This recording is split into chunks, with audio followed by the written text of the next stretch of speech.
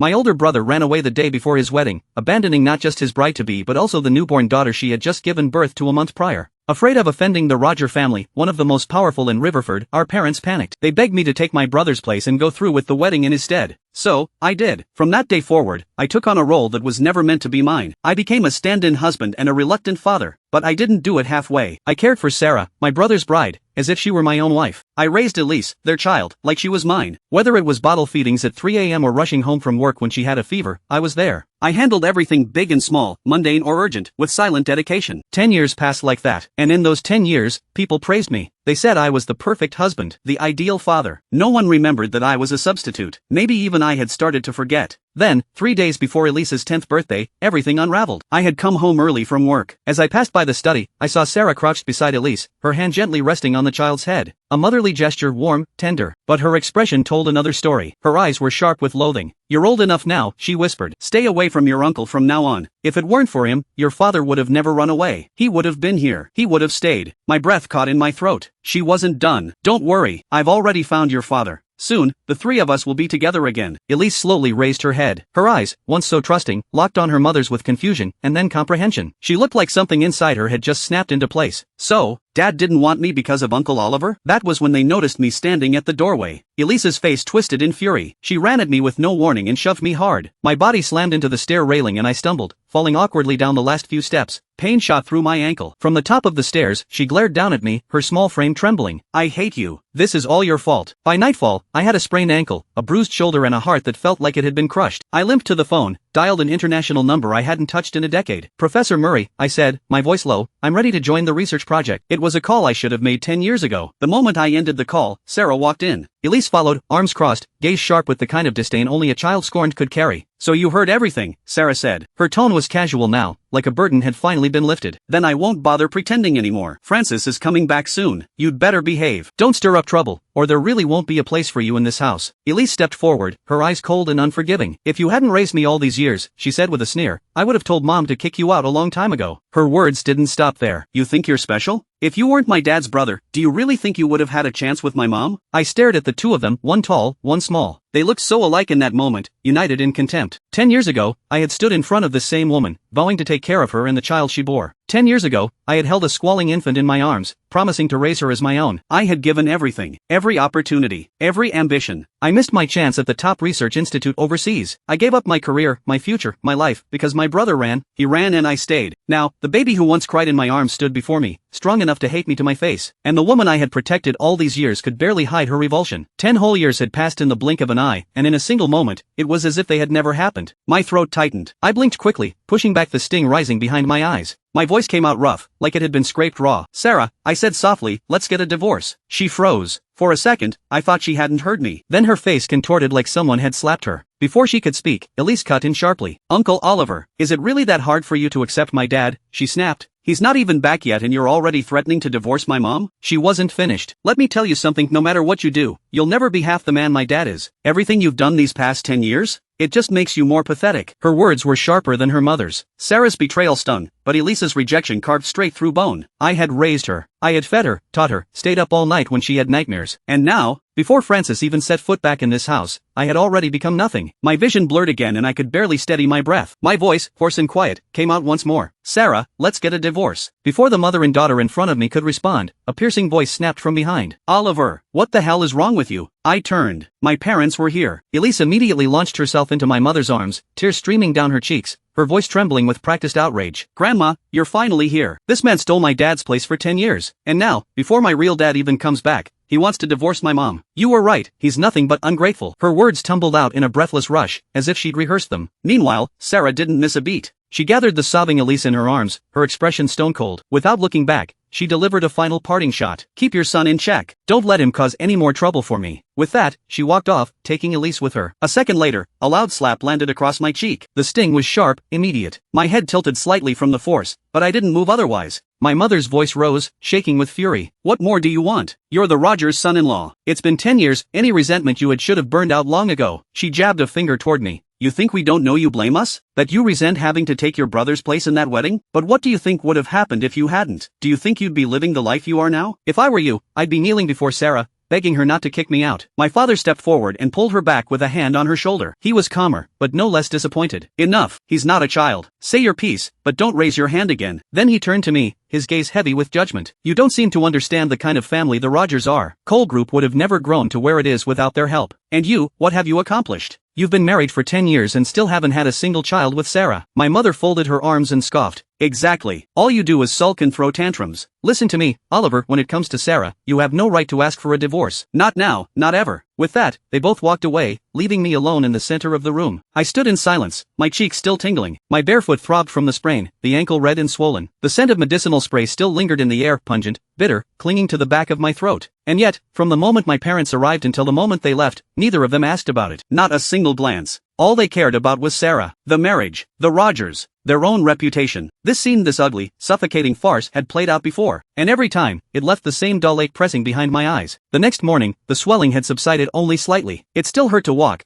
but I forced myself out the door anyway. Albert Murray's project was on a tight schedule and I expected to hit the ground running as soon as I joined. With paperwork still to submit in time running short before I needed to leave the country, I pushed through the pain. When I returned that afternoon, the house was quiet, but the air inside was tense. Sarah sat on the sofa, arms crossed, lips tight. Elise was next to her, angrily swiping at her tablet. As soon as she saw me walk in, she shot up and shouted, her tone filled with undisguised contempt. It's already getting dark. Where the hell have you been? Why didn't you pick me up from school today? And why haven't you made dinner yet? What are Mom and I supposed to eat? Now that Francis was returning, Elise didn't even bother to keep up any act. All the hostility and disgust she had were spilled out like poison. Sarah didn't stop her. Instead, she turned toward me, her eyes brimming with disdain. All she did was give you a little push and you're still mad about it? What kind of father holds a grudge against a 10-year-old? She exhaled through her nose, clearly exasperated. Enough. Go make dinner. Elise is hungry. I looked at them both, standing there like they owned everything in this house, including me. A mother and daughter who had once clung to me as if I were their last hope. Now they acted like I was an unwanted guest. Strangely, I felt nothing, not even anger. If anything, I almost laughed. Isn't there a housekeeper? I asked, my tone even. Let her cook. I'm a little tired, I want to rest.